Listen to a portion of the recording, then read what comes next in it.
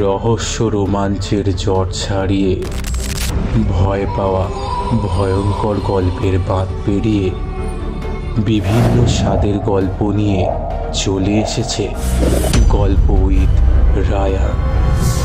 প্রত্যেক সপ্তাহে থাকছে আপনাদের জন্য নতুন নতুন হাড় হিম করা গল্প। শুনতে থাকুন, সঙ্গে থাকুন।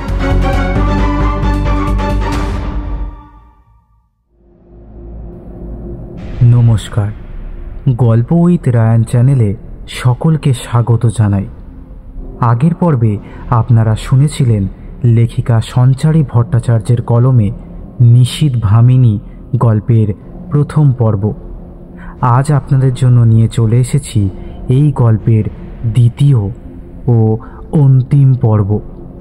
চটপট কানে হেডফোনটা লাগিয়ে নিন আর মন দিয়ে শুনতে থাকুন আজকের গল্প।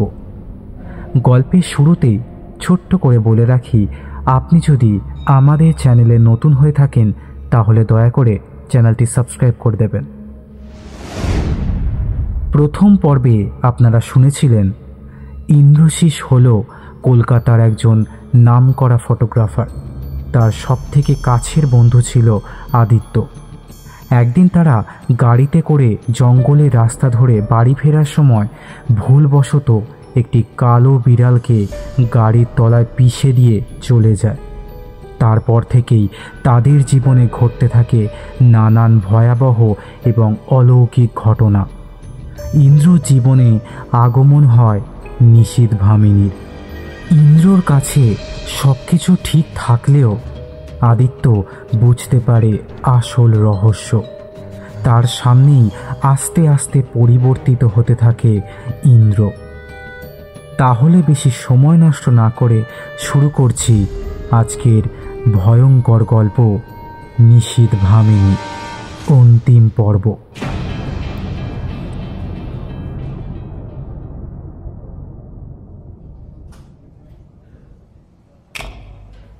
স্টুডিওর আলো গিয়ে পড়ল আদ্রিকার মুখে। আরে কি হলো? কাজে একটু মন দে ইন্দ্র, মেয়েটার কতবার টেক দেবে?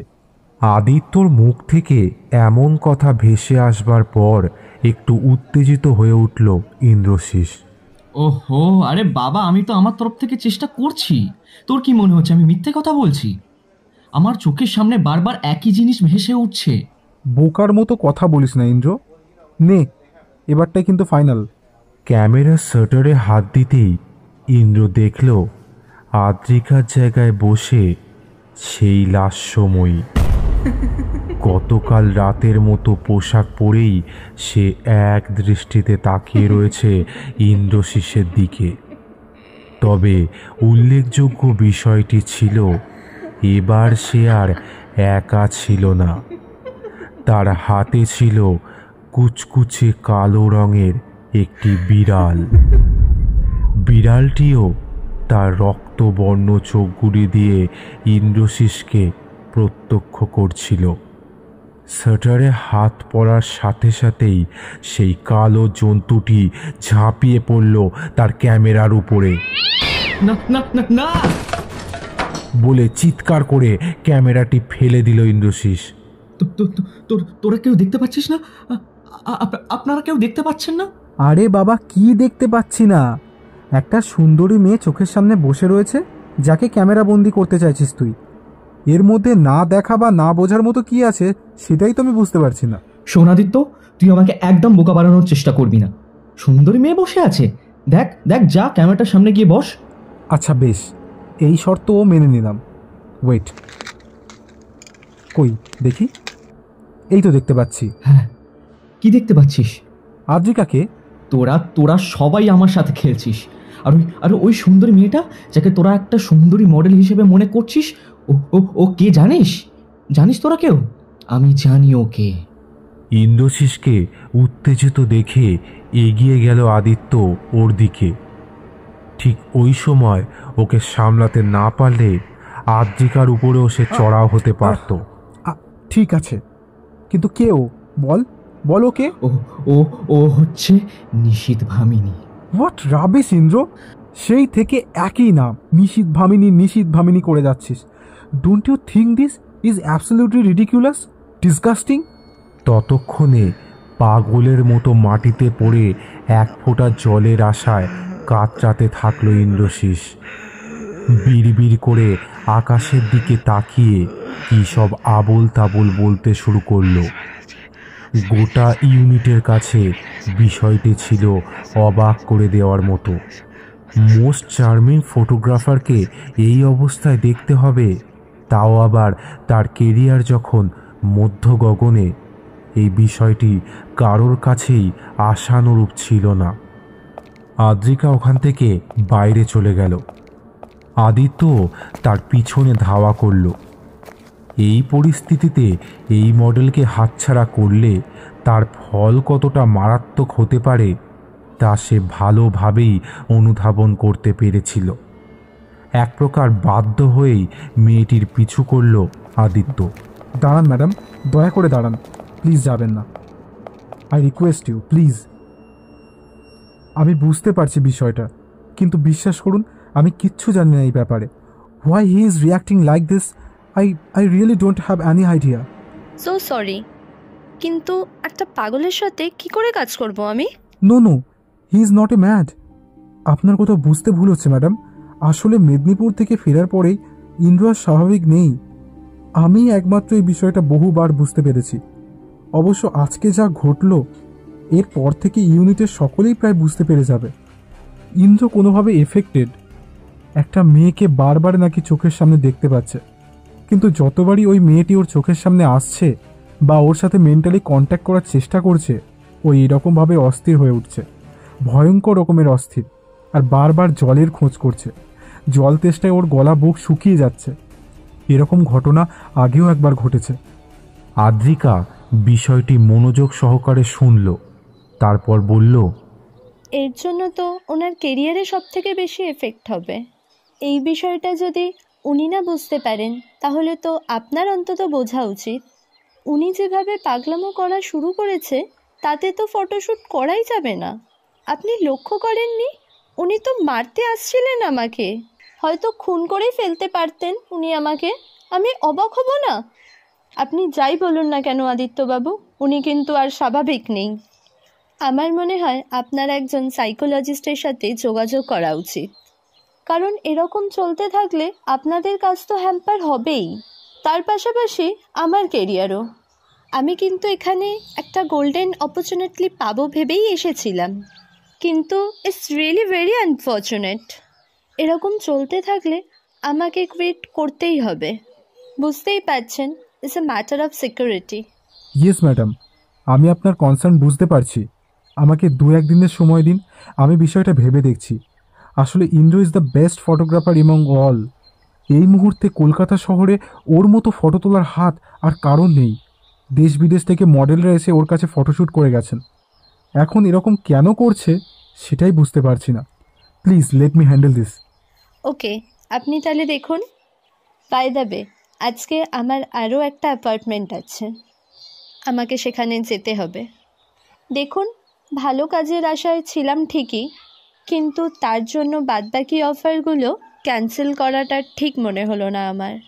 বাই এনি চান্স যদি আরেকটা জায়গায় সুযোগ হয়ে যায়, you know what I mean. আদ্রিকার কথাগুলির মধ্যে যথেষ্ট যুক্তি ছিল, তাই আদিত্য না করতে পারল না। Yes of course. এইটুকুই ছিল আশ্বস্ত করবার মতো। আদ্রিকা চলে গেল। পরের দিনটাই ছিল নিজেকে প্রমাণ করার অন্তিম দিন। ওই দিন ইন্দ্র নিজেকে প্রমাণ করতে না পারলে এই প্রজেক্টটাই তার হাত থেকে চলে যাওয়ার সম্ভাবনা ছিল। কিন্তু কথায় বলে, নিয়তির ফের কেউ খণ্ডাতে পারে না।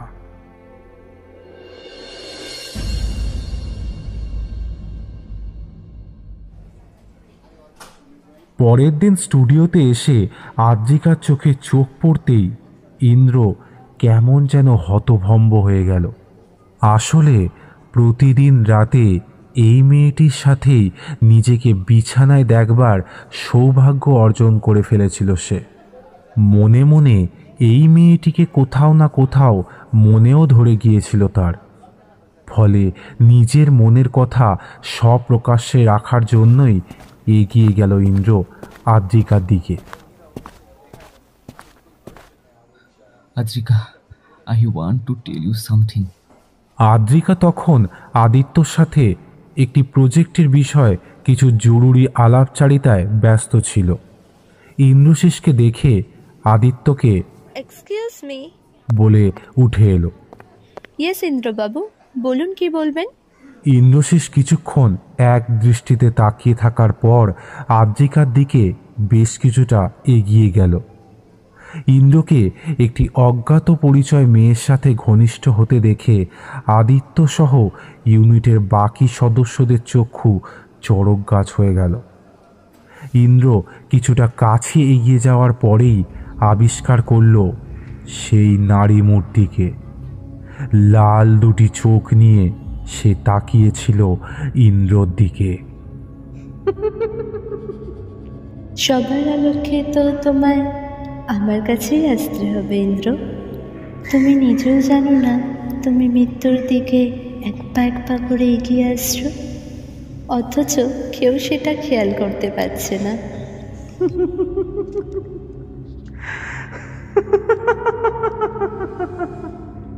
আমি সেই মানুষটাই যে প্রতিদিন তোমার সাথে এক বিছানাতেই থাকি, অথচ তুমি তাকে অস্বীকার করতেই পারছো না। এসো, আমার আরও কাছে এসো ইন্দ্র, আরও কাছে। তোমার ওই লাল ঠোঁট দুটো আমার বড়ই পছন্দের, যে বড়ই রসালো। এসো, আমার কাছে এসো, আর দূরে থেকো না ইন্দ্র।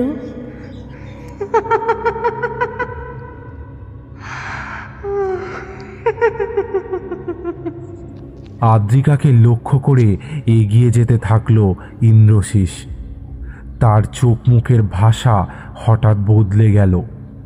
মনে হলো সর্বশান্ত কোনো তৃষ্ণার্ত নিজের যৌবনের চাহিদা মেটানোর জন্য লোলুপ দৃষ্টি নিয়ে এগিয়ে যাচ্ছে একটি মেয়ের দিকে।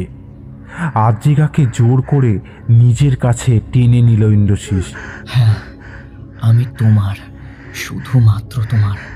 ইন্দ্রকে এমন অবস্থায় দেখে চমকে গেল সকলে। আদিত্য দৌড়ে এলো। কি করছিসটা কি ইন্দ্র? এত বাড়াবাড়ি কেন করছিস তুই? কি হয়েছে তোর? অন্যদিক থেকে আদ্রিকার কণ্ঠেও ভেসে এলো করুণ আর্তনাদের সুর। ছেড়ে দিন আমাকে ইন্দ্রবাবু, ছেড়ে দিন প্লিজ, লিভ মি। কি করছেনটা কি? ছাড়ুন বলছি, আমাকে ছাড়ুন। Oh my goodness, this man is seriously a psycho. ওনাকে ডাক্তারের কাছে নিয়ে যান। He really needs a doctor. ছাড় বলছি মেয়েটাকে, ছাড়। সকলেই বুঝতে পারছিল ইন্দ্রর মানসিক অবস্থা ঠিক নেই। সে যে রীতিমতো পাগলামি শুরু করেছিল তা বুঝতে কারোরই বাকি রইল না। আদিত্য জোর করে ধরে ইন্দ্রকে একটি চেয়ারে বসালো। কিছুক্ষণ বাদে স্বাভাবিক অবস্থায় ফিরে আসবার পরেই ইন্দ্রশেষ জলের জন্য পাগল হয়ে উঠল। ওর অবস্থার পরিবর্তন এবার আদিত্যরও চোখে পড়ল। চল চল, আমি আর পারছি না, একটু চল চল। এতদিন ভাবছিলাম কোনো একটা মেয়েকে দেখতে পেলেই ও এরকম করে, কিন্তু এখন দেখতে পাচ্ছি আদ্রিকাকে দেখার পর থেকেই ও এরকম করছে। ওকেই বারবার নিষিদ্ধ ভাবেনি বলে ভুল করছে না তো? কিন্তু কেন? এই মেয়েটার সাথে ইন্দ্র স্বপ্নে দেখা মেয়েটির কি তাহলে কোনো মিল আছে? আমি তো কিছুই বুঝতে পারছি না। এর একটা হেস্তনেস্ত করতেই হবে আমাকে। আদ্রিকা এগিয়ে এলো আদিত্যর দিকে। I am really very sorry Adityababu, আমার পক্ষে এখানে কাজ করা কিছুতেই সম্ভব নয়। It's really very impossible for me. গতকাল যা ঘটেছিল আজ তার থেকেও খারাপ কিছু ঘটতে পারত। আমি কালকেই আপনাকে এই বিষয়ে সাবধান করেছিলাম, কিন্তু আপনি আমার কথায় কানও দেননি। আর আজ নিজের চোখেই তো দেখতে পেলেন কি হলো। আমি বুঝতে পারছি আদ্রিকা, কিন্তু বিলিভ মি, কোথাও একটা সমস্যা তো অবশ্যই হচ্ছে। কারণ ইন্দ্র কোনো দিন এরকম ছিল না। তুমি যদি না থাকো তাহলে আমাদের হাত থেকে এই প্রজেক্টটা চলে যাবে। বুঝতেই পারছো, এটা একটা ইন্টারন্যাশনাল সেগমেন্ট, এরকম সেগমেন্ট বারবার আসে না।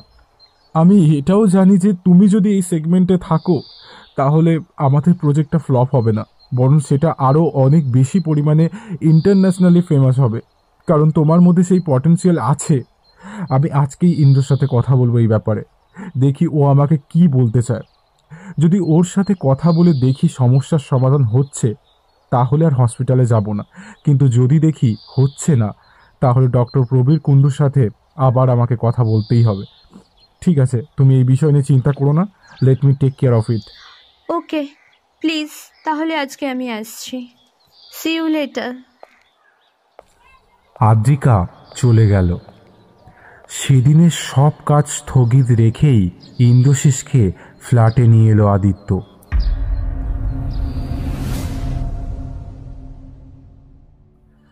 তুই কি করছিস ইন্দ্র? এরকমভাবে চলতে থাকলে এই প্রজেক্টটাও আমাদের হাত থেকে বেরিয়ে যাবে। সাধারণ কথাটা সাধারণভাবে বুঝতেই চাইছিস না তুই? কে এরকম করে বলতে পারিস? নিজের হাতে তুই নিজের সুখের বলে দিচ্ছিস। এত কষ্ট করে খেটে খুঁটে প্রজেক্টটাকে এই জায়গায় নিয়ে এলি তুই, তারপরে এখন নিজেই তাকিয়ে দেখ কি অবস্থা করেছিস। নিজের দিকে তাকিয়ে একবার দেখেছিস?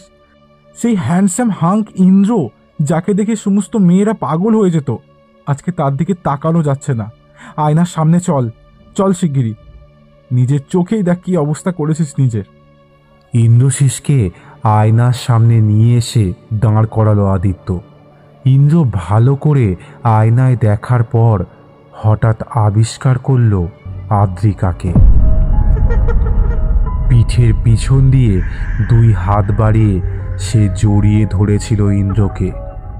নখগুলো তার বুকের উপর বুলিয়ে দিতে দিতে বলছিল সেই কথাগুলি যেগুলি ছিল সবার গোপনে। একান্তে আবর্তিত কিছু মুহূর্তের সাক্ষী ছিল ইন্দ্র। ইন্দ্রর মুখে হঠাৎ হাসি ফুটে উঠল।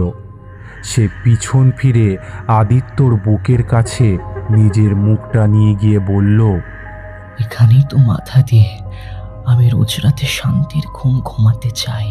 তারপর ওর সারা শরীরে চুম্বন করতে শুরু করলো ইন্দ্র।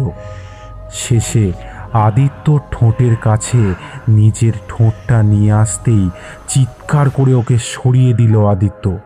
Rubbish, sheet! তুই শালা পুরোপুরি পাগল হয়ে গেছিস।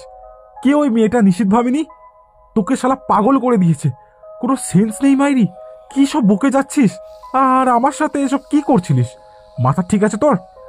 ইন্দ্র আবার আয়নার দিকে ফিরে বলল, আদ্রিকা ইজ মাই আদিত্য। আমি সব বুঝতে পারছি। তুই আমাকে ওর কাছ থেকে দূরে করতে চাইছিস না? আর নিজে তো শালা একটা নপুংসক, কোনোদিনও কোনো মেয়ের যোগ্য হয়ে উঠতে পারিসনি। তাই একটা মেয়ে একটু ভাও দিয়েছে কিনা উনি তাই ওকে নিজের ভাবতে শুরু করে দিয়েছিস, তাই না? ইন্দ্রর কথাগুলি অবাক করে দিল আদিত্যকে। ছেলেটা আর যাই হোক ওকে কোনোদিনও বিদ্রূপের দৃষ্টিতে দেখেনি। আজকে ওর মুখ থেকে এমন সব কথা শোনার পর লজ্জিত অনুভব করতে লাগলো আদিত্য। ছল ছলে চোখ দুটি নিয়ে এগিয়ে এলো ইন্দ্রশিসের দিকে। তুই তুই কি বললি? আর একবার বল। আমি নপুংসক? তুই তুই এত বড় কথাটা আমাকে বলতে পারলি ইন্দ্র? আমার অসুস্থতার বিষয়টা তোর কাছে মজার বস্তু? কথাগুলি বলতে বলতে কান্নায় ভেঙে পড়ল আদিত্য। চিৎকার করে বলতে লাগলো, হ্যাঁ হ্যাঁ, আমি নপুংসক। আমি নপুংসক। আমি কোনোদিন কোনো মেয়ের যোগ্য নই, হয়তো কোনোদিন হতেও পারবো না। ঈশ্বরের এই অভিশাপ কোনোদিন খণ্ডাতে পারবো না আমি, কারোর ভালোবাসাও পাবো না। তোকে তো ঈশ্বর সব দিয়েছিলেন, সব কিছু। মেয়েদেরকে তুই নিজের মতন করে ব্যবহার করতে পারতিস। রূপ, যৌবন, পয়সা, প্রাচুর্য কি নেই তোর? কিন্তু তারপরেও একটা বড় মন ছিল, সেটাও যেন কোথায় হারিয়ে গেছে তোর। তুই বদলে গেছিস ইন্দ্র, তুই পুরোপুরি বদলে গেছিস। কথাগুলি বলতে বলতে গলার স্বর জড়িয়ে আসতে থাকলো আদিত্যর। মেঝেতে লুটিয়ে পড়ল সে। ঈশ্বরের নামে দোহাই দিয়ে সিলিংয়ের দিকে তাকিয়ে হাহুতাশ করতে লাগলো।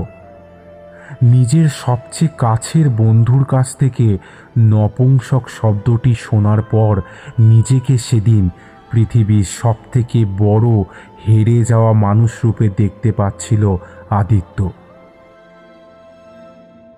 অন্যদিকে ইন্দ্র আয়নায় মাথা ঠুকতে ঠুকতে চিৎকার করে করে হাসছিল।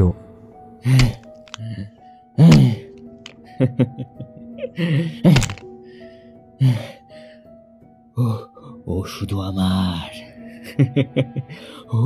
ও শুধু আমার। নিষিদ্ধ ভামিনী শুধু আমার। ও শুধু আমাকে চায়, আমি ছাড়া আর অন্য কাউকে তার প্রয়োজন নেই।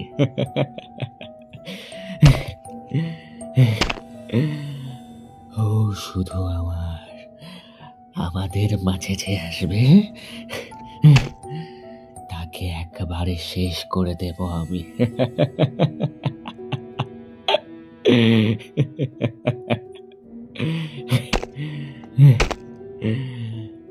মনের মধ্যে সমস্ত কষ্ট এবং উদ্রেকগুলিকে কিছুক্ষণের জন্য সামলে নিল আদিত্য। না, এগুলো সত্যি নয়। আমি জানি এর একটিও সত্যি নয়। ইন্দ্র কোনোদিন এভাবে আমার সাথে কথা বলতেই পারে না। আমিও বা ভুলে গেলাম কি করে। ও যে আর সুস্থ নেই, মানসিকভাবে বিপর্যস্ত হয়ে পড়েছে ছেলেটা। দিন দিন এইভাবে কষ্ট পেতে দেখতে হচ্ছে ওকে, অথচ আমি কিছুই করতে পারছি না, কিছুই না। কথাগুলি নিজের মনে আওড়ানোর সময় হঠাৎ হরিদ্রতান্ত্রিকের বলা কথাগুলো মনে পড়ে গেল আদিত্যর।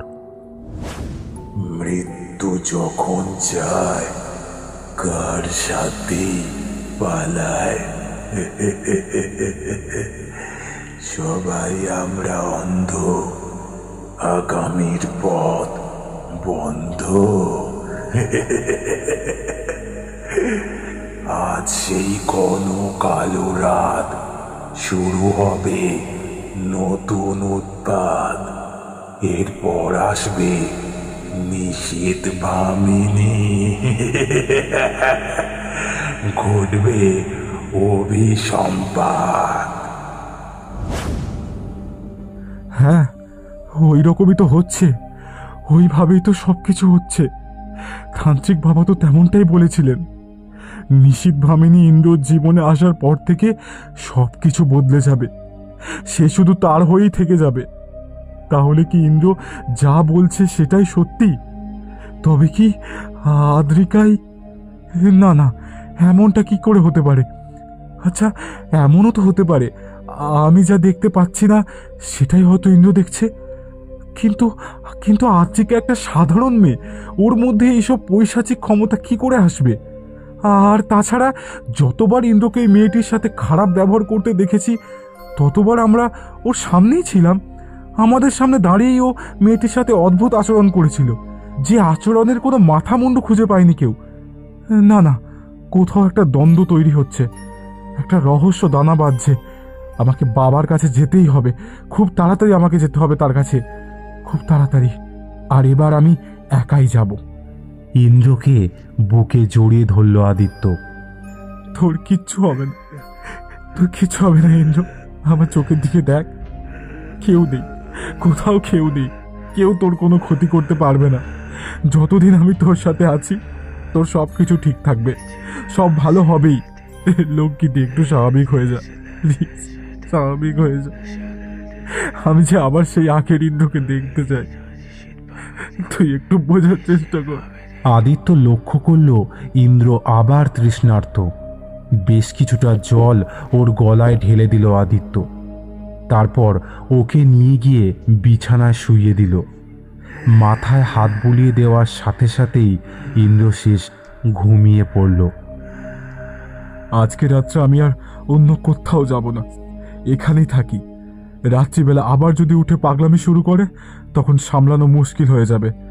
এছাড়া ওর যে অবস্থা, যখন তখন নিজের উপরেও আক্রমণ করতে পারে।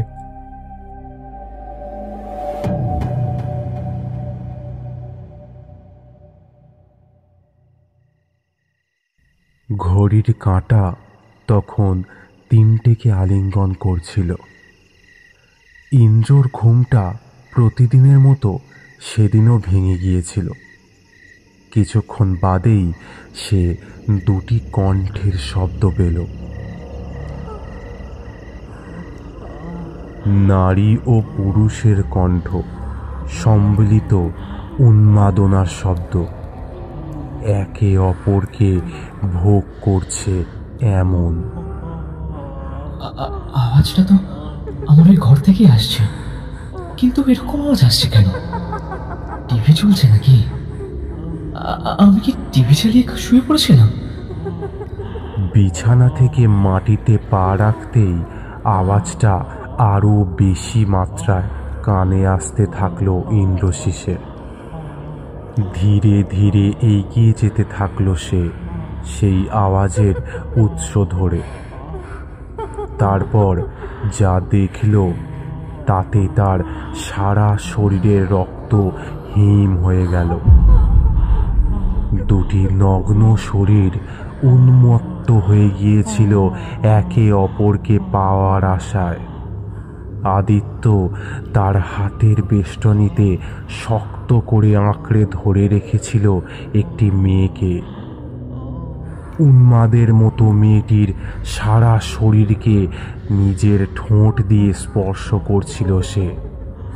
মেয়েটিও তার কোমল হাতগুলি আদিত্যর পিঠের চারপাশে বোলাতে বোলাতে তার শরীরের সাথে নিজেকে বেঁধে ফেলার প্রয়াসে মত্ত হয়ে উঠেছিল।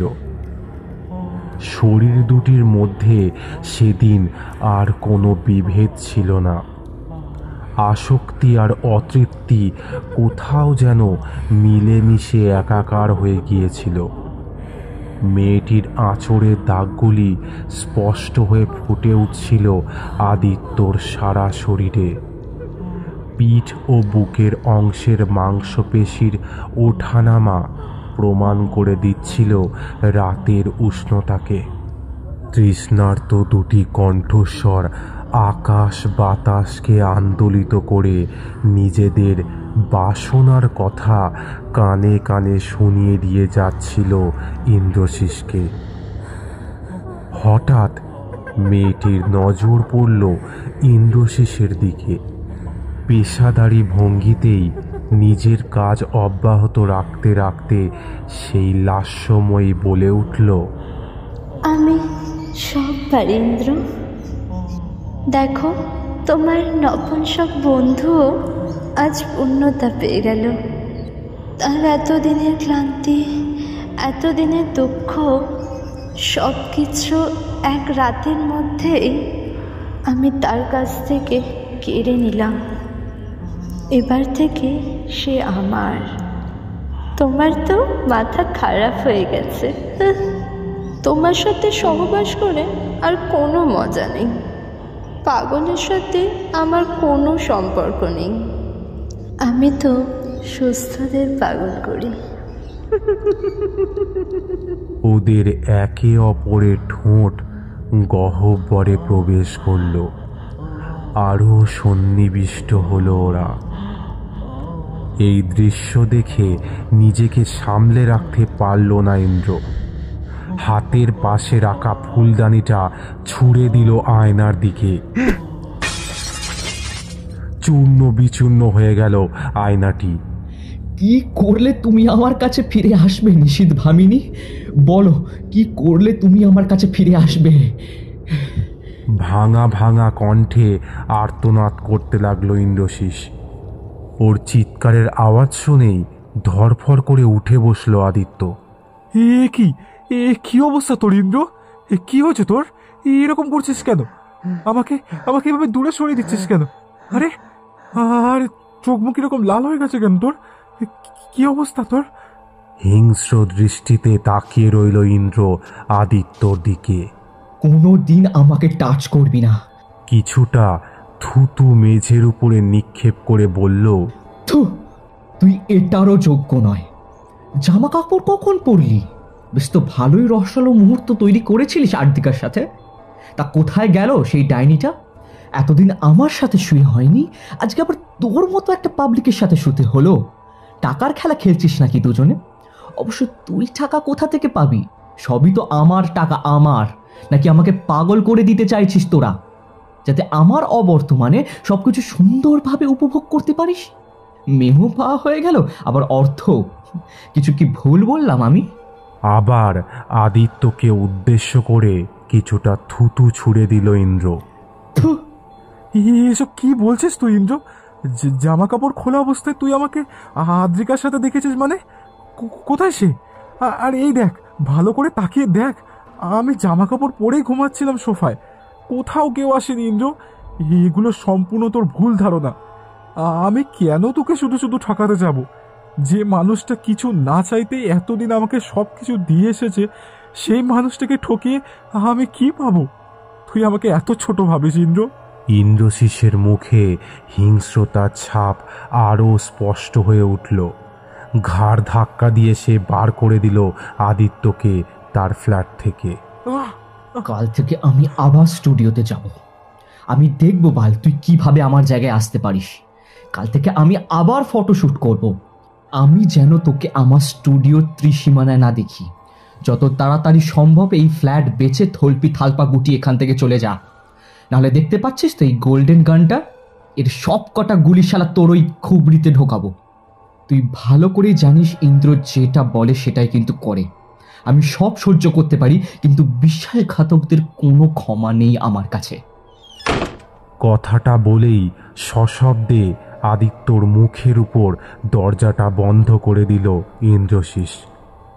দুটি মানুষের দীর্ঘদিনের বন্ধুত্বের মধ্যে নিশীথ ভামিনী এভাবেই নিঃশব্দে বিভেদ সৃষ্টি করে দিয়েছিল, অথচ সেই খবর কেউ জানতেই পারল না।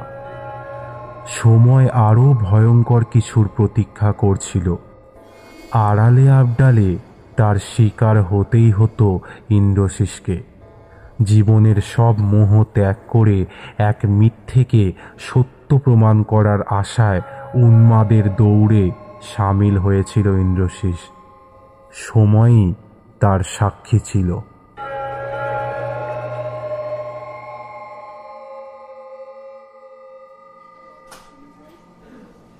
পরের দিন সকাল হতেই ইন্দ্রশিস স্টুডিওতে পৌঁছে গেল। নিজের প্রয়োজনীয় সব কাজগুলো একে একে করতে শুরু করল। ইউনিটের লোকজন এক প্রকার থতমত খেয়ে গেলেন। গতরাতেই তারা যেভাবে ইন্দ্রশিসকে দেখেছিলেন আর সেদিন সকালে দেখা মানুষটির মধ্যে আকাশ ও পাতালের তফাৎ ছিল। একটা অসুস্থ মানুষ হঠাৎ কিভাবে এতটা সুস্থ অনুভব করতে পারেন? একজন জিজ্ঞাসাই করে ফেললেন, স্যার, আপনি তো কোনোদিনও এত সকাল সকাল স্টুডিওতে আসেন না, আর তারপর আজকে আবার শনিবার। লোকটির দিকে বিষ দৃষ্টি দিয়ে ইন্দ্র বলে উঠল, স্টুডিওটা কি তোর বাপের পয়সায় চলে নাকি রে?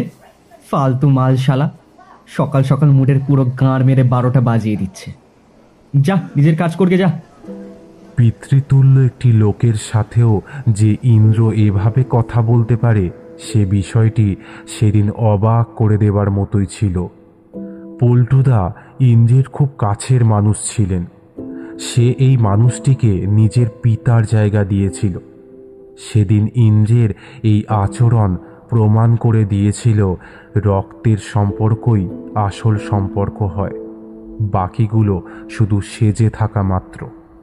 চোখের কোণে জমাট হওয়া জলটা মুছে কিছুটা পিছিয়ে গেল পল্টুদা। মাথাটা নামিয়ে সেখান থেকে সরে গেল মানুষটা, অথচ ইন্দ্রশিসের কোনো হুঁশই নেই। সে দিব্যি নিজের কাজেই মত্ত।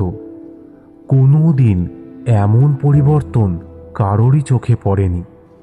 সকলেই ঘরের বাইরে থেকে একবার করে উঁকি ঝুঁকি দিতে শুরু করলেন। হঠাৎ ইন্দ্রের টনক নড়ল। আদিত্য আসেনি। রোজকার মতোই প্যান্টের পকেট থেকে মোবাইলটা বার করে রিং করল ইন্দ্র। 10 বার রিং হয়ে যাওয়ার পরেও যখন আদিত্য ফোনটা ধরল না, তখন ইন্দ্রের গত রাতের কথাগুলি হঠাৎ ব্রহ্মতালুতে এসে ধাক্কা দিল। সব কিছুই জলছবির মতোই একে একে নিজের খোলস ছেড়ে বেরিয়ে আসতে লাগলো। ছি, আমি আবার ওই বিশ্বাসঘাতকটাকে ফোন করছিলাম। ও তো পারলে আমার রক্ত চুষে খায়। ভগবান জানে আরো কত কি ক্ষতি করেছে। হয়তো ওর জন্যই আমার এই অবস্থা আজকে। আমি ওকে কোনো দিন ক্ষমা করতে পারবো না। কথাটা মনের আয়নায় একবার সজোরে আঘাত করেই আবার চলে গেল। সাথে সাথেই ইন্দ্রশিস চিৎকার করে বলে উঠল, আজকে আদ্রিকাকে কটায় আসতে বলেছো তোমরা? আই মিন কালকে আদিত্যকে কটা শিডিউল দিয়েছে? আগে 8টা স্যার। ওহ নো, 9টা তো বেজেই গেছে। কিন্তু ওর তো 1 ঘন্টা আগেই চলে আসার কথা ছিল, কিন্তু তাও এখনো আসছে না কেন কে জানে। ইন্দ্র সেটের সব কিছু পরিপাটি করে রেডি করে স্টুডিওর বাইরে এসে একটি চেয়ারে বসল। হাতের ঘড়িটা মুখের সামনে নিয়ে সময়ের কাঁটার এগোনোর সাথেই পা দোলাতে লাগল। সময়কে অতিবাহিত করার মজাই ছিল আলাদা। আদ্রিকা যে তারই, সে কথা বলবার সমস্ত প্রস্তুতি নিয়ে ফেলেছিল ইন্দ্রশিস। এখনো আসছে না কেন মেয়েটা? এত তো লেট করে না। টাইম তো দিয়েছি 9টার সময়। কিছু হলো না তো আবার? কথাটা ভাবার শেষ মুহূর্তেই হঠাৎ গাড়ির হর্ন বেজে উঠল। ভালো করে তাকাতেই মনে হলো প্রজেক্ট হেড এসেছেন মুম্বাই থেকে। মিস্টার চাওলা হঠাৎ এখন এলেন?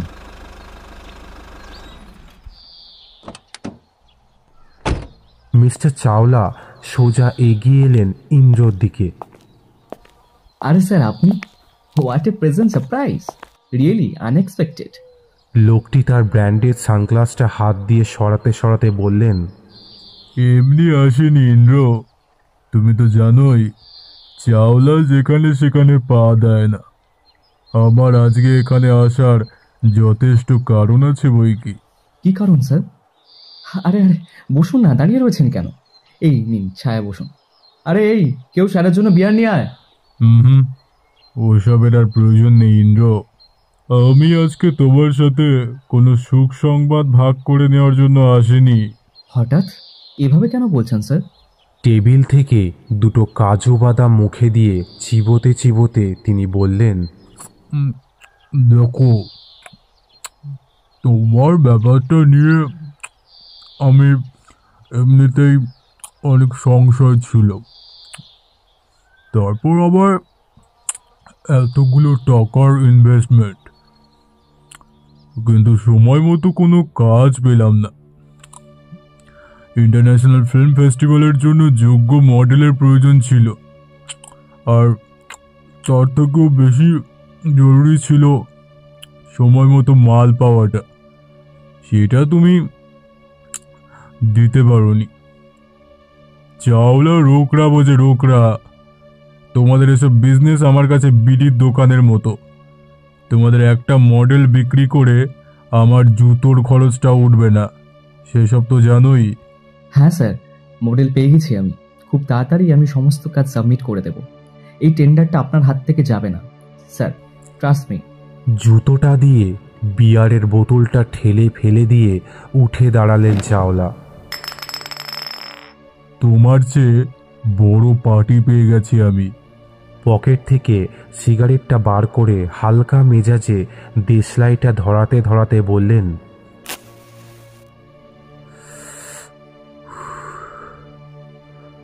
এইসব কেসে মাল কথা বলে ইন্দ্র, মাল। সুন্দরী মেয়েদের পিছন পিছন পোষা কুকুরের মতো লেজ নাড়ালে চলে না। টাকাটা ইনকাম করতে গেলে আসল পুরুষ মানুষ হতে হয়। ওই যে আরেকটা কোন ছেলে ছিল না তোমার সাথে? ইন্দ্র কোনো রকমের রাগটা সম্বরণ করে বলল, আদিত্য? হ্যাঁ, ওই ছোকরাটা। তাও ও কিছুটা কাজের কথা বলেছিল, কনভিন্স করতে পেরেছিল। তুমি তো সেদিন মাল খেয়ে বাড়ে পড়েছিলে। ওই তো ডিলটা ফাইনাল করেছিল আমার সাথে বসে। তা সেই চিকনাটা কোথায়? স্যার ও আজকে হয়তো একটু দেরি করে আসবে। আমাদের এখানেই আজকে শুটিং আছে। আজকের মধ্যেই কাজ কমপ্লিট হয়ে যাবে স্যার। আমি সামনের সপ্তাহের মধ্যে আপনাকে পেমেন্ট পাঠিয়ে দেব। তার আর দরকার পড়বে না। বনওয়ারি, এদিকে এসো তো।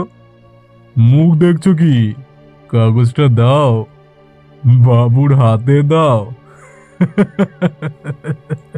কাগজটা হাতে নিতেই সারা শরীরের রক্ত ফুটতে শুরু করলো ইন্দ্রের। তোমাদের সাথে 3 মাসের চুক্তি হয়েছিল। দিন 5 আগেই তোমার বন্ধু আদিত্য এই লেটারে সাইন করে আমায় মেল করে দিয়েছিল। এটা তার প্রিন্ট আউট কপি। তোমরা এই কাজে অপারগ, তাই সমস্ত টাকা পয়সা যে তোমরা আমার সুদে আসলে মিটিয়ে দেবে তেমনটাই লেখা ছিল এই কাগজে। তোমাদের দ্বারা সম্ভব হবে না বলেই বোধহয় তোমার বন্ধুটি 7 তাড়াতাড়ি কাগজে সই করে আমায় সেন্ড করে দিয়েছিল। তারপর আর কি, আমি ভাই ব্যবসা বুঝি। ব্যবসায়ীদের ওইসব বাম্বু দেওয়া সেন্টিমেন্ট দেখে আমার কোনো লাভ নেই। মাল নেই মানে চল ফোট। আর শোন শুয়োরের বাচ্চা, 1 সপ্তাহের মধ্যে যদি ধারের সব টাকা শোধ না করেছিস তাহলে তোর ওই গাড়ি আর ওই ফ্ল্যাটটাও আমি আমার নামে করে নেব। তারপর ভিখিরি হয়ে মেয়েদের সাথে রাস্তায় বসে রং খেলো। রাতের মাধুর্য রাস্তায় শুয়ে উপভোগ করো, কেমন? সালা। আরও কিছু অশ্রাব্য ভাষায় গালিগালাজ করে লোকটি গাড়িতে উঠে চলে গেলেন।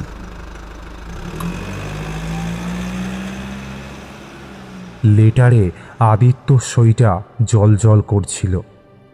চিঠিটা হাতে নিয়ে চোখের জল ফেলতে লাগলো ইন্দ্র। সেদিন ওই পাগলা তান্ত্রিক ঠিক এমনটাই বলেছিল, তুই আমার মৃত্যুর কারণ হবি। জমির ঘাসগুলো হাত দিয়ে খুবলে নিয়ে চিৎকার করে উঠল ইন্দ্রশিস। কেন কেন আদিত্য এরকম করলি কেন? কিসের প্রতিশোধ নিলি তুই? আমি তো তোকে নিজের ভাইয়ের মতো মনে করতাম। বারবার হুঙ্কার দিয়ে চিৎকার করতে থাকলো ইন্দ্র।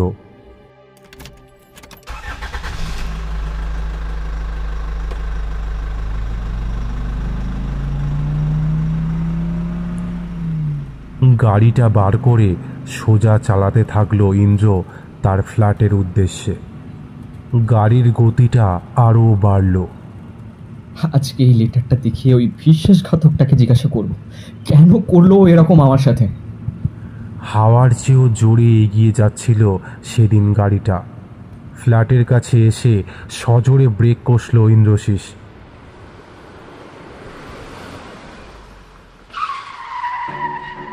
গাড়ি থেকে নেমে এগিয়ে যেতে থাকলো ফ্ল্যাটের দিকে। যাওয়ার মুখে আদ্রিকার আদিত্যকে একসাথে দেখে চমকে উঠল ইন্দ্র। আমি জানতাম এমনটাই হবে। আমি কালকে ঠিকই ধরেছিলাম, বিশ্বাসঘাতক শালা, মেরেই ফেলবো আজকে। হিংসাত্মক দৃষ্টিতে ওদের দিকে এগোতে থাকলো ইন্দ্র। আদ্রিকার গালে সজোরে থাপ্পড় বসানোর জন্য উদ্যত হতেই ওর হাতটা সজোরে চেপে ধরল আদিত্য।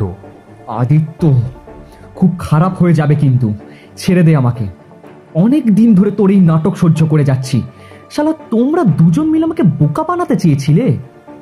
তোমরা কি ভেবেছিলে তোমাদের পর্দা ফাঁস হবে না? দেখ শালা, আমার হাতে কি আছে। আদিত্য থতমত খেয়ে গেল। ইন্দ্র হাত থেকে চিঠিটা নিতেই ওর সারা শরীরের রক্ত হিম হয়ে গেল। এটা এটা কিছুতেই হতে পারে না ইন্দ্র, বিশ্বাস কর, আমি এই কাজ কখনো করিনি। এছাড়া আমি কেনই বা এরকম করতে যাব? এসব খেয়ে লিখেছে। নোংরা ইতর শালা, মিথ্যা কথা বলার আর জায়গা পাস না? কালকে রাতেই আমি তোদের হাতে না হাতে ধরেছিলাম, আর আজকে আবার একসাথেই দেখছি। কত বড় সাহস তোর! হ্যাঁ, জাস্ট আমি ভেবে অবাক হয়ে যাচ্ছি, এতদিন আমার সাথে থেকে আমার পিঠে কি সুন্দর ছুরিটা তুই বসিয়ে দিলি, আর আমার নাকের নিচ দিয়েই আমার সবকিছু নিয়ে চলে গেলি। আমি তোকে ছাড়বো না শালা। ওই বুড়োটা শ্মশানে সেই দিন ঠিকই বলেছিল, তুই দিনের পর দিন আমাকে ঠকিয়ে গেছিস, আর আমি তোকে অন্ধের মতো বিশ্বাস করে গেছি। থু শালা, থু। আমার কথাটা শোন ইন্দ্র, এসব মিথ্যে চক্রান্ত। হ্যাঁ, এই সই আমার, কিন্তু এই কাজ আমি করিনি।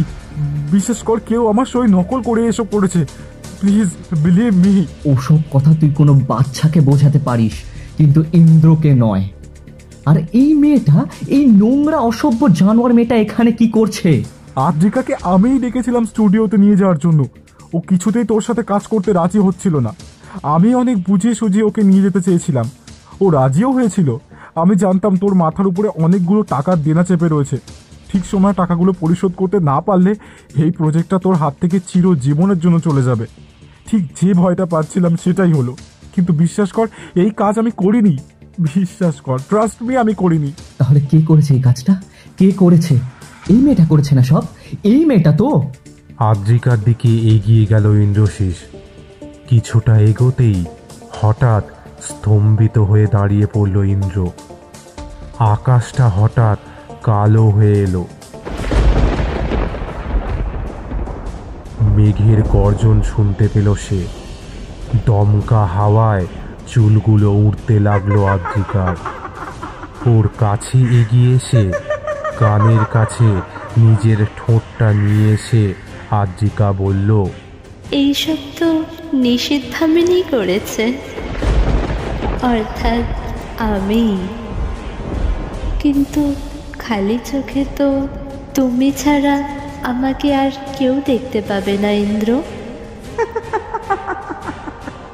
So sweet baby. আমি যে বলেছিলাম একে একে তোমার সব কিছু আমার হয়ে যাবে, তুমি যে আমার সব থেকে কাছের জিনিসটাকেই কেড়ে নিয়েছিলে আমার থেকে। মনে পড়ছে তোমার? না না না, আমার কিচ্ছু মনে পড়ছে না, কিচ্ছু না। তোমার সব সত্যিটা আমি আদিকে বলে দেব।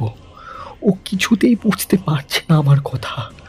তুমি ওর সাথে দিনের পর দিন খেলা করে চলেছ, আর আমি ভাবছি সব কিছুর মূলে ও রয়েছে। যাও বলো না, কে বারণ করেছে তোমাকে? যাকে সে দেখতেই পাচ্ছে না সে যে কোনো ক্ষতি করতে পারে, এমনটা তুমি বিশ্বাস করাবে কি করে? পৃথিবীর কাউকে তুমি আমার এই সত্যের কথা বিশ্বাস করাতে পারবে না, কারণ তুমি ছাড়া আমাকে আর কেউ দেখতে পায় না ইন্দ্র। কথাগুলো শোনা মাত্রই মাটিতে পড়ে যায় ইন্দ্র।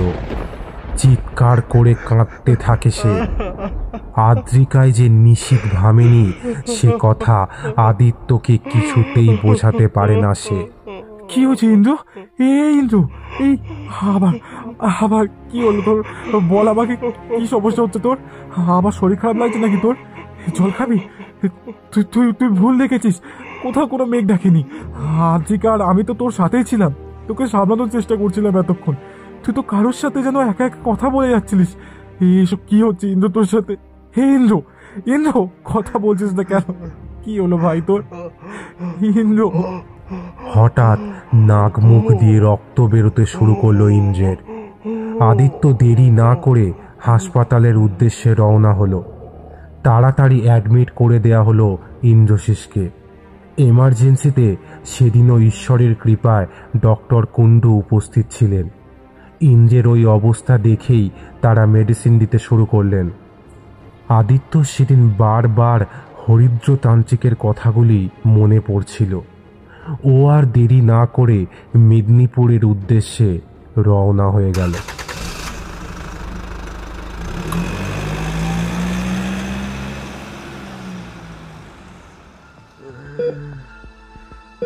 অন্যদিকে ডাক্তাররা ইন্দ্রশিসের অবস্থার অবনতি ঘটতে দেখে আরও চিন্তিত হয়ে পড়লেন।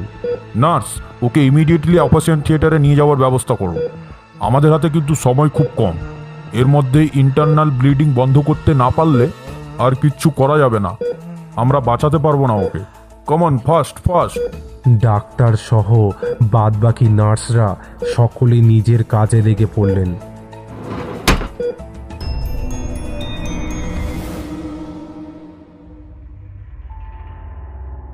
ঘরে ইন্দ্রশিস তখন নিরম্ব একা। স্লাইনের ফোঁটা ফোঁটা শব্দ ছাড়া আর কিছুই শুনতে পাওয়া যাচ্ছিল না। আবার সেই কালো অন্ধকার ঘেরা পরিস্থিতির সৃষ্টি হলো। ধীরে ধীরে সেই লাস্যময়ী আবার এগিয়ে এলো ওর দিকে।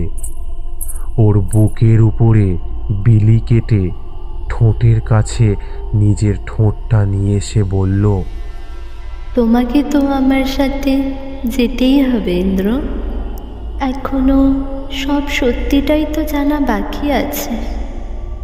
এসো, আমার হাতটা ধরো, আমার সাথে আমার জগতে চলো। তোমাকে সব কথা খুলে বলবে তোমার প্রিয় নিশীথ ভামিনী। ইন্দ্রর সারা শরীরটা থরথর করে কাঁপতে লাগলো। ধীরে ধীরে বিছানা থেকে উঠে দাঁড়ালো ইন্দ্রশিস। স্লাইনের তারটা হাত দিয়ে টেনে খুলে দিল। ফিনকি দিয়ে কিছুটা রক্ত মেঝের উপরে পড়ল। নিশীথ ভামিনীর হাত ধরে এগিয়ে যেতে থাকলো ইন্দ্র কোনো এক অমোঘ টানে। আমরা কোথায় যাচ্ছি? সেই জঙ্গলে যেখানে তোমরা প্রথম গাড়ি চালিয়ে গেছিলে। মনে পড়ছে সেই দিনের কথা? আমি তো ওই জঙ্গলেই থাকি গো। ওটাই তো আমার আসল আস্তানা। আমার আসল রূপটা তো তোমাকে এখনো দেখানোই হয়নি। চলো চলো, শীঘ্রই চলো আমার সাথে। গাড়িটা স্টার্ট দিল ইন্দ্র। শরীরের সব ক্লান্তি কোথায় যেন গায়েব হয়ে গিয়েছিল।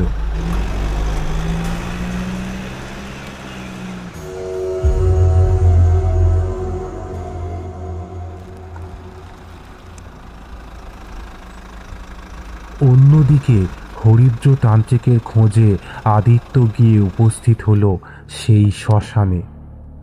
আসল সত্যিটা জানার জন্য তান্ত্রিকের খোঁজ করা ছিল বড্ড বেশি জরুরি। হন্যে হয়ে সে খুঁজতে লাগলো সেই তান্ত্রিক বাবাকে। বাবা, বাবা, একটিবার দেখা দিন বাবা, দয়া করুন বাবা, একটিবার অন্তিমবার দেখা দিন আমাকে। বাবা, আপনি কি এখানে আছেন? আপনার বলা সব কথাগুলি যে সত্যি হয়েছে বাবা, দয়া করে বাবা দেখা দিন বাবা। হঠাৎ পিছন থেকে একটা গম্ভীর কণ্ঠস্বর কানে এলো। আমি জানতাম তুই আবার আসবি। এই পৃথিবী বড় বিচিত্র ভাই। আজ যে আছে কাল সে নাই। বোম শঙ্কর। আদিত্য আবার অবাক হলো। জীবনের মায়া বোঝা ভার কেন বাবা? আমরা কি অপরাধ করে ফেলেছি? সেদিন অজান্তেই একটা কালো বিড়াল আমাদের গাড়ির চাকার তলায় এসে পড়েছিল। আমরা জানলে কখনোই এমনটা হতে দিতাম না। বিশ্বাস করুন। তান্ত্রিক ক্ষিপ্ত হয়ে বলে উঠলেন, বিশ্বাস অবিশ্বাসের উপরেও কিছু আছে। ভয় আর শঙ্কা ঘিরে আছে আশেপাশে। ভুলের মাসুল তোদের গুনতে হবে। নিরপরাধ প্রাণীর আত্মা শান্তি পাবে তবে। বাবা, দোহাই আপনার, কিছু বুঝতে পারছি না আপনার কথা। দয়া করে খুলে বলুন কি বলতে চাইছেন আপনি। আমি কথা দিচ্ছি, অক্ষরে অক্ষরে আমি সেগুলির পালন করব। তান্ত্রিক বেশ কিছু সংযম নিয়ে পরবর্তী ইঙ্গিত দিলেন। তার সুর নরম হলো না। আগ্রাসী মনোভাব নিয়ে সদর্পে বলে উঠলেন, ইন্দ্র নামের ছেলেটি বড়ই ক্লান্ত। মদ, জুয়া আর মেয়েরাও পরিশ্রান্ত। জীবন তার কাছে এক মাদারির খেলা। দেখ, তাকিয়ে পড়ে গেছে বারবেলা। আর অপেক্ষা শুধু কয়েকটা মুহূর্তের, তারপরেই নিষ্পত্তি সকলের। কেন বাবা, কি হবে এমন? ও বড়ই অসুস্থ বাবা, নিজের পায়ে দাঁড়াতে অবধি পারছে না। কিন্তু বারবার ওই একটা নাম বলেই চলেছে, নিশীথ ভামিনী। আমাদের স্টুডিওতে আদ্রিকা বলে একটি মেয়ে আসার পর থেকেই ইন্দ্রের মতি গতি সবকিছু বদলে গেছে। ওই মেয়েটির মধ্যে নাকি সে নিশীথ ভামিনীকে দেখছে। তান্ত্রিক অট্ট হাসিতে ফেটে পড়লেন। আমাদের জানা অজানার বাইরে থেকে যায় অনেক কিছুই। সব প্রশ্নের উত্তর থাকে না ঈশ্বরের কাছেও। সাধারণের বোঝার বাইরে থেকে যায় সমীক্ষা। পৃথিবীর ভার পৃথিবী একাই বয়ে যায়। বুদ্ধিমান ভাবি নিজেদের আমরা। সবকিছুই আজ খেলার বস্তু। ওই ছায়ের দিকে তাকিয়ে দেখলে বুঝতে পারবি সবকিছুই। শেষ যে সকলকে হতেই হবে, আজ নয় কাল বলা কঠিন। বাজি নিয়ে চলা অহংকারের প্রতিরূপ। ছায়েতেই সব হয়ে যাবে বিলীন। সব হয়ে যাবে বিলীন।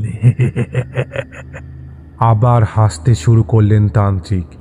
আদিত্যকে পায়ে পড়তে দেখে তিনি নিচের দিকে তাকালেন। বাবা, কিছু একটা করুন বাবা, কিছু একটা করুন বাবা। আমি অত্যন্ত সাধারণ মানুষ, এত কিছু বুঝি না। জগৎ সংসারের সব কিছুই নিজের গতিতে গতিশীল। আমি চেষ্টা করেও এই জগৎকে নিজের অধীনস্থ করতে পারবো না। আমি জানি আমার জানার বাইরে আজও বহু কিছু রয়ে গেছে। এর বাইরে এমন অনেক সত্যি আছে যার রসদ সাগরের তলদেশের চেয়েও গভীরে। কিন্তু বাবা, আমাদের অপরাধটা কোথায় ছিল? আমাদের সুন্দর জীবনটা এভাবে পরিবর্তিত হয়ে যাবে তার কল্পনাও তো করিনি কোনোদিনই। ঠিক সেই মুহূর্তেই মেঘ গর্জন করে উঠল। পরিষ্কার নীলাভ আকাশটায় ঘন কালো মেঘের সারি জমাটবদ্ধ হতে শুরু করলো। চূর্ণ বিচূর্ণ করে দিল আদিত্যর বিশ্বাসকে। আঁতকে উঠল সে। কারোর পদধ্বনি নিঃশব্দে শুনতে লাগলো আদিত্য। তান্ত্রিক বাবা বললেন, প্রকৃতির পরিবর্তন তো হওয়ারই ছিল। পাপীর ঘরা যে পূর্ণ। সব পাপীর সংহার কি আর ঈশ্বরই করেন? তবে শয়তানের ইচ্ছে থাকবে অপূর্ণ। সন্তানের মায়া অমোঘ মায়া। হারানোর শাস্তি সে দেবেই। প্রাণের বদলে আরেকটি প্রাণ নিয়ে সে ছাড়বে। ইন্দ্র নামের পাপীটার নাশ আজ না হয় কাল হতোই। বৃথা চেষ্টা ফল পাবে না। মৃত্যু তার পিছু করতই। কিন্তু কে ওকে মারতে চাইছে বাবা? ও কি কাউকে খুন করে ফেলেছে? মানে আমার তো মনে হয় না ও জীবনে কারোর খুন করতে পারে। পয়সা আর প্রাচুর্যের মায়াজালে আবদ্ধ হয়ে ও অনেক নোংরা কাজই করেছে, কিন্তু কারোর খুনও কোনো দিনও করতে পারে না। তান্ত্রিক সজোরে হাসলেন। তারপর আবার বললেন, করেছে, সে করেছে। এমন কাজও করেছে যে কাজের কোনো ক্ষমা নেই। না আছে নিষ্পত্তি। নিশীথ ভামেনির খাঁড়ার গায়ে ঘটবে সবের সমাপ্তি। আদিত্য গাছের পাশ ঘেঁষেই উঠে দাঁড়ালো। কোনো উপায় কি নেই বাবা? আমি কি কিছুতেই বাঁচাতে পারবো না ইন্দ্রকে? তান্ত্রিক আকাশের ওই কালো মেঘের সারির দিকে তাকিয়ে বললেন, বাঁচার চিন্তা করিস কেন, যখন মরারই ঠিক নেই? মায়াবিনীর ইচ্ছায় যা ঘটার তা ঘটবেই। বোম শঙ্কর, দূর হয়ে যা, আমার চোখের সামনে থেকে দূর হয়ে যা। অভাব করেছে স্বভাব নষ্ট, তাই আজ পায়েতে পড়েছিস। নষ্ট হৃদয় কষ্ট পেলেও সে অভাব কি পূরণ করেছিস? আদিত্য জিজ্ঞাসা করল, কেন বাবা? আমি তো কোনোদিন কোনো মেয়ের সর্বনাশ করিনি, কোনোদিন কারোর অর্থের উপরেও লোভ করিনি। তাহলে কেন আমাকে এই পাপের ভাগিদার হতে হবে বলুন বাবা, কেন? পদ্ম হয়ে পা ঘেটেছিস মুক্তি দিবি বলে তোর গাড়ির চাকার তলায় নোংরা ডিবি ডোলে। হরিদ্র শেষ কথাটি দিল তোরে বলে।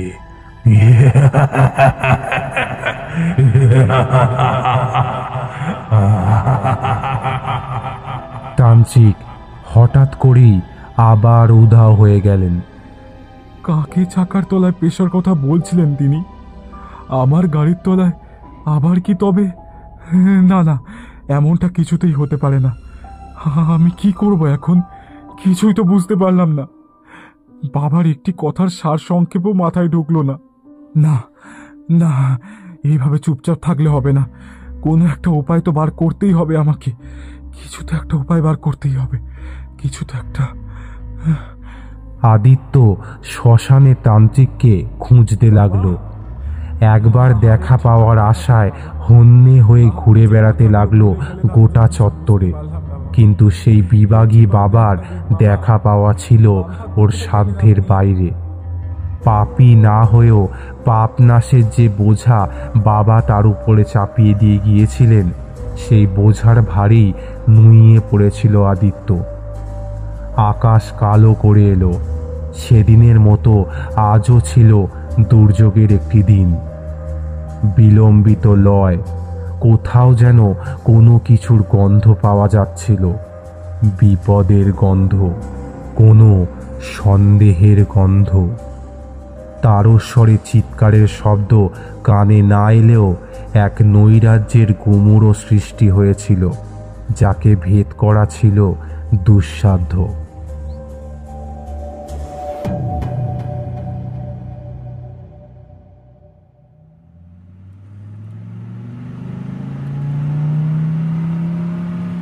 অন্ধকারের আবরণী ভেদ করে গাড়ি ছুটে চলল মেদিনীপুরের জঙ্গলের গর্ভে। আদ্রিকাকে সঙ্গে নিয়ে সেদিন সত্যকে চোখের সামনে প্রত্যক্ষ করে দেখবার নেশায় মত্ত হয়ে উঠেছিল ইন্দ্রশীষ। ধ্যান জ্ঞান শূন্য হয়ে গাড়ি ছুটিয়ে চলল সে। জঙ্গলের কালো ঝোপ আর মায়াবী আধারের ঘনঘটা তার চোখ মুখকে আবৃত করে ফেলতে চাইছিল। আদ্রিকার লক্ষ্য তখন স্থির। যেভাবেই হোক গাড়িটা অবহেলিত গতিতে ওই জঙ্গলের গর্ভেই নিয়ে যেতে হবে তাকে। আদ্রিকা মুখে কিছু না বললেও ইচ্ছে শক্তির দ্বারা গাড়ির গতিবিধিকে নিয়ন্ত্রণ করেই চলছিল। আর নিয়তির পরিহাসের পাত্র এই যুবক ওরফে ইন্দ্র ধীমে তালে নিয়ন্ত্রণ হারিয়ে মৃত্যুর স্রোতে আবগাহন করবার জন্য ছুটে চলেছিল জঙ্গলের গহীনে। গাড়ির ব্রেকে পা দেবার আগেই একটি বড় গাছের গুঁড়ির থেকে মাত্র 1 হাত দূরত্বে এসে গাড়িটা সজোরে ব্রেক কষল।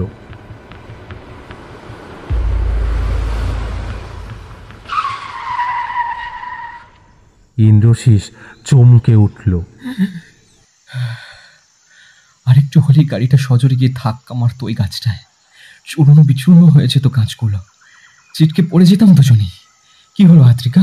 কথাটা শেষ করতেই আবারও একবার শিরদাঁড়া বেয়ে হিমেল রক্তের স্রোত বয়ে গেল ইন্দ্রর। আদ্রিকা গাড়ির বাইরে দাঁড়িয়েছিল, অথচ দরজা খোলার অবকাশটুকুও সে পায়নি। ঢোক গিলে সামনের কাঁচটায় হাত দিয়ে পরিষ্কার করে নিল ইন্দ্রশীষ। হ্যাঁ, আমি তো ঠিকই দেখছি, সে তো বাইরেই দাঁড়িয়ে রয়েছে। এমনটাও কি সম্ভব? নিঃশ্বাসের তীব্রতা বৃদ্ধি পেতেই ইন্দ্রশীষ আবিষ্কার করল তার পাশেই বসে আছে কেউ। কাঁধের উপরে ঠান্ডা হাতের স্পর্শ পেতেই আবার সেই চমক কাজ করল ইন্দ্রশীষের। এ কি আদ্রিকা, তুমি ভেতরে এলে কিভাবে? এক্ষুনি তো বাইরে ছিলে। আদ্রিকা ধীর স্থির কণ্ঠের দ্বারা নিগূঢ় সত্যকে তার মায়াজালের মাধ্যমে তুলে ধরল ইন্দ্রের সামনে। কে আদ্রিকা? এ তো একটা রূপ, একটা খোলস মাত্র। আমার সাথে এসো ইন্দ্র, জীবনের সেরা পাওনাটা নিতে এসো। ইন্দ্রশিষ্যের বিচার বিবেচনা বোধ তখন প্রায় লুপ্ত। ঠক ঠক করে কম্পবান শরীরটা এখন ধীর স্থির হয়ে শুধু অঙ্গুলি হিলনের ভিত্তিতেই এগিয়ে যেতে চাইছিল।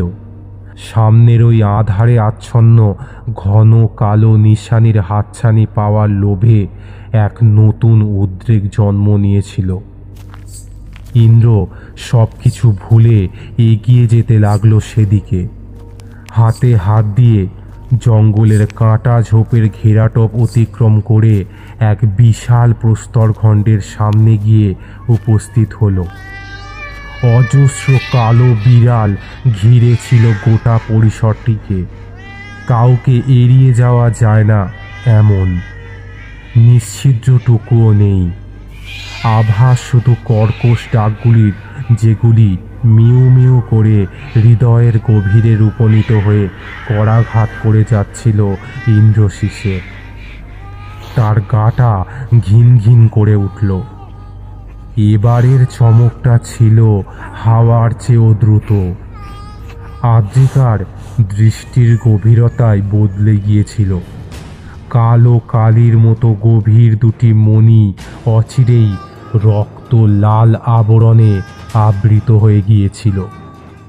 সেই রক্ত চক্ষুর আড়ালে যেন কোনো আর্তনাদ বাসা বাঁধছিল। ক্ষণিকের খোলস ত্যাগ করে সে বলে উঠল, আমি নিষেধ ভামিনি, এ রাজ্য আমার, আর এরা জীব কিন্তু নির্জীব।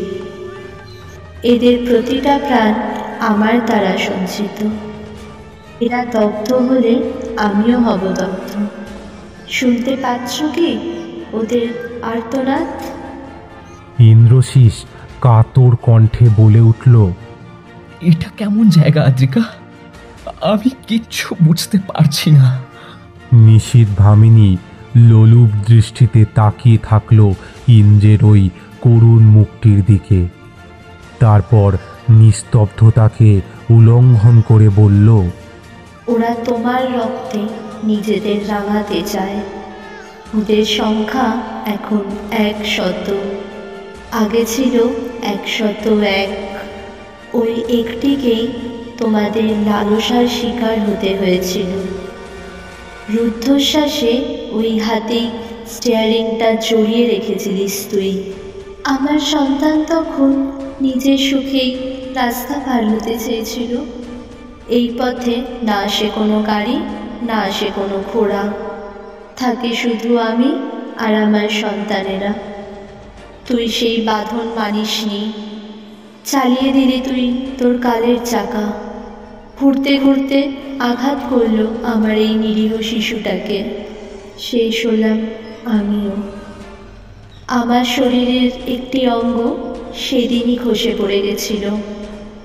আর তোরা সেদিন আনন্দে মত্ত হয়ে এগিয়ে গিয়েছিলিস নিজেদের লক্ষ্যে। ও কোনো সাধারণ জীব ছিল না, ছিল আমার সন্তান, আমার একান্ত আপন। ইন্দ্রশিষ অবাক দৃষ্টিতে সেই মায়াবিনীকে প্রত্যক্ষ করবার পরে বলল, আমি ইচ্ছাকৃতভাবে কিছুই করিনি। তান্ত্রিকের কথা তোরা কেউ মানিসনি। ওই পথে যেতে বারণ করেছিল সে, তা তোরা জেনেও জানিসনি।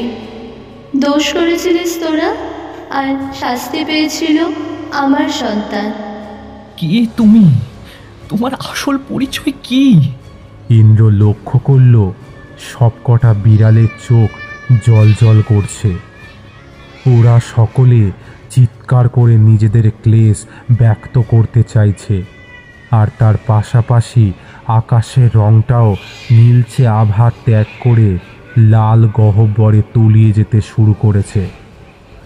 নিশীথ ভামিনীর হাতের উপরে দক্ষিণ মুখে এসে বসল একটি ঈগল। সেটির মাথায় হাত বোলাতে বোলাতে সে বলে চলল, ন্যায্য কিছু কথা। উপাখ্যান না হলেও সবই ছিল তার মনের ব্যথা।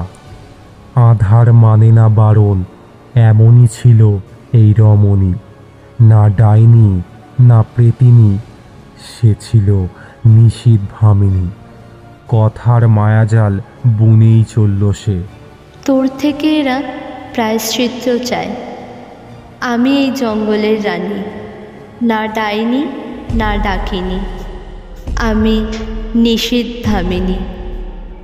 না জলে না স্থলে, আমি থাকি অন্তঃস্থলে। না জীবিত না মৃত, অথচ পুরুষের কাছে আমি অমৃত। বাঁচাতেও পারি আবার মারতেও, এই দুই হাত জানে সরাতেও। চিহ্ন থেকে করি নিশ্চিহ্ন, থাকবে না কেউ বিচ্ছিন্ন। মোহমায়ার জালে পা দিয়েছে যে, তাকেই মেরেই করি এই পৃথিবীর পাপশূন্য। ভোগ করতে পারে আমায়, কিন্তু ভোগে আসি না কারোরই। কাম থেকে উৎপত্তি আমার, তাই আরেক নাম আমার কামিনী। উচ্ছেদ হবে সে যে আমায় হাত লাগাবে, নাম আমার নিশীথ ভামিনী। ইন্দ্র নিজের অবস্থার কথা বুঝতে পারল। আজকে ধাঁধার অর্থগুলো আর অপরিষ্কার লাগলো না। এতদিন ধরে সে যা যা অন্যায় করেছে সেই সব কিছুই আজ এই অজ্ঞাত পরিচয়ে মায়াবিনীর কণ্ঠে স্পষ্ট। ইন্দ্র পিছোতে লাগল। আকাশের গর্ভ ভেদ করে লাল রক্তের ফোঁটাগুলি পথচারীর মতো টপে টপে পড়তে শুরু করল। জঙ্গলের সর্বত্র তখন মৃত্যুর ডঙ্কা বাজতে শুরু করল। অবশিষ্ট কি থাকতে পারে? এই কাতর কণ্ঠে দীর্ঘশ্বাস ছাড়া আন্দোলিত হতে থাকলো সেই সুর। আর ইন্দ্র তার ফলের আশায় বিমর্ষ হয়ে উঠতে লাগল। মৃত্যুকে যখন খুব কাছ থেকে দেখা যায়, তখন তার রূপ রং বর্ণ গন্ধ কিছুই থাকে না। থাকে শুধু শেষ হয়ে যাওয়ার অভিব্যক্তি, যা অন্তরের অন্তিম কোণায় গিয়েও ফিসফিস করে বলে আসে, তোমার কাছে এই কটা মুহূর্তই পড়ে রয়েছে, যার প্রত্যেকটি খুব দামি। এদের মন প্রাণ সব কিছু দিয়ে উপভোগ করে নাও। স্বীকৃতি দিয়ে দাও সেই সব কিছুকে যা তোমাকে মৃত্যুর কোলে নুইয়ে পড়া থেকে দূরে সরিয়ে রাখতে চাইছে। নিশীথ ভামিনীর পায়ের শব্দগুলি আকাশ বাতাস মুখরিত করে ইন্দ্রশিসের কানে এসে বিদ্ধে লাগল। যে মানুষটা কোনোদিন কোনো নারীকে ক্ষমার চোখে দেখেনি, আজ সেই দুহাত জোর করে আশ্রয় ভিক্ষা করছিল। যে নারীকে একদিন ভোগ্য বস্তু বলে মনে করত, সেদিন সেই নিজেকে তার নখের যোগ্য বলে মনে করতেও লজ্জা বোধ করছিল। নারীর ক্ষমতা বোধ হয় এমনি। সংহারকারিণী রূপটা দুর্গাও ধারণ করতে পারেন, কিংবা নিশীথ ভামিনী। লজ্জিত হওয়ার এই মুহূর্তগুলি পুরুষের জীবনে আনয়নের অধিকার ঈশ্বর বোধহয় শুধুমাত্র কোনো নারীকেই দিয়েছেন। সেদিন প্রমাণিত হয়েছিল যে শয়তানের ইচ্ছে শক্তিও এই ভাবধারায় উন্নিষিক্ত। নিশীথ ভামিনী জঙ্গলের শেষ প্রান্তে পৌঁছতেই আরও বড় মায়ার জাল বিস্তার করল। এক সবুজাভ আভা এসে পড়ল ইন্দ্রশিসের শরীরে। সমগ্র শরীরটা এক নিমেষে দুমড়ে মুচড়ে ছোট হয়ে যেতে শুরু করলো। এই শব্দটি বোধহয় অন্তিমবারের মতো ইন্দ্রশিসের মুখ দিয়ে নিঃসৃত হয়েছিল। সময়ের চাকা ঘুরতেই সে নিজেকে আবিষ্কার করল একটি কালো বিড়াল রূপে।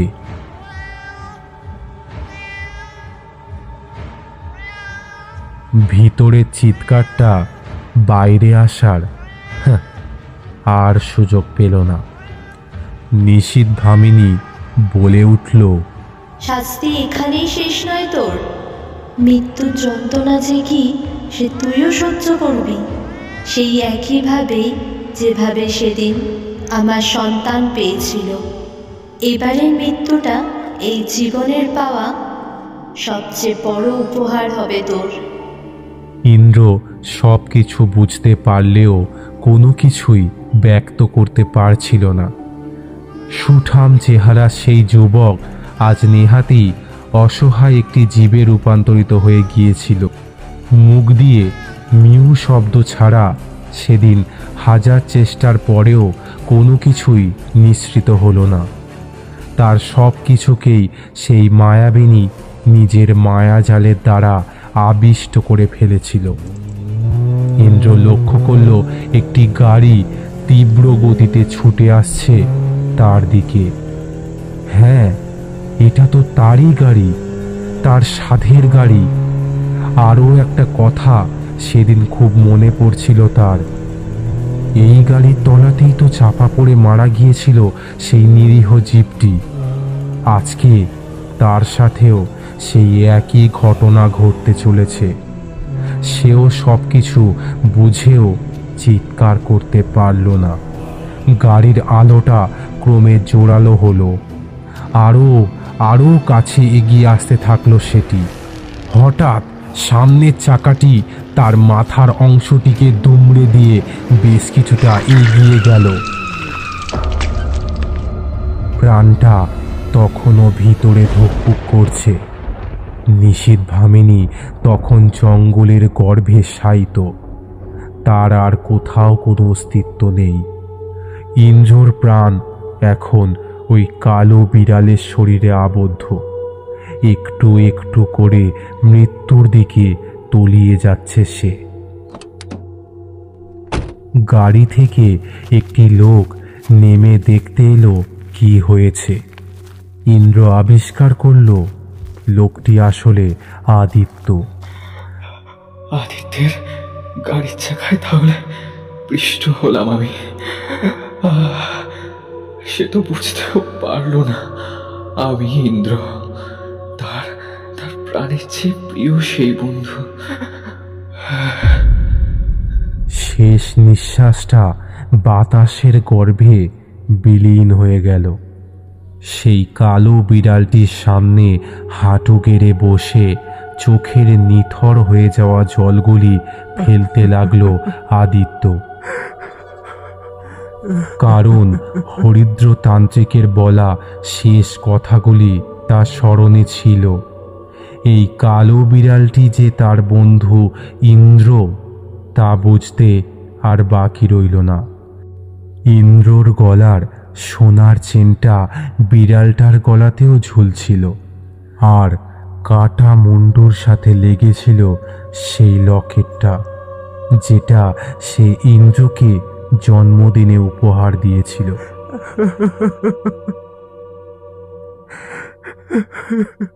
ইন্দ্র,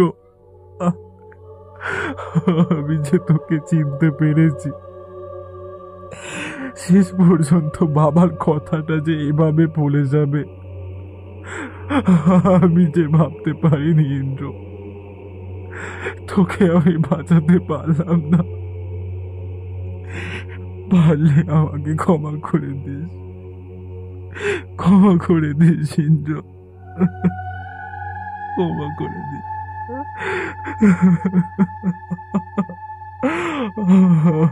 সেদিন সবাই সবার কথা রেখেছিল, পারল না রাখতে কেবল আদিত্য। এত চেষ্টার পরেও নিজের বন্ধুর কর্মফলকে খণ্ডানো তার দ্বারা সম্ভব হলো না। আরেকটা বিশ্বাসও সেদিন জোরালো হয়ে মস্তিষ্কের সন্দর্ভে অবর্তিত হয়েছিল আদিত্যর। জন্ম মৃত্যুর উপরে আমাদের কোনো হাত থাকে না। অসৎ কাজের ফল এক না একদিন সকলকেই পেতে হয়, সে ঈশ্বরী দিক অথবা শয়তান। নিয়তি কখন কিভাবে কী রূপে আমাদের বরণ করে নেবে তা অজানা রহস্য হয়েই থেকে যায়।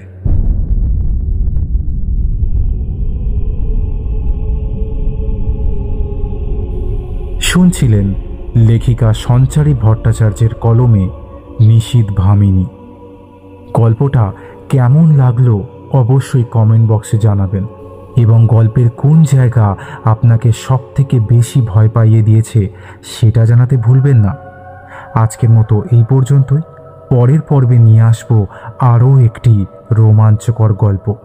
ভালো থাকবেন, সুস্থ থাকবেন আর সকলকে ভালো রাখবেন। নমস্কার।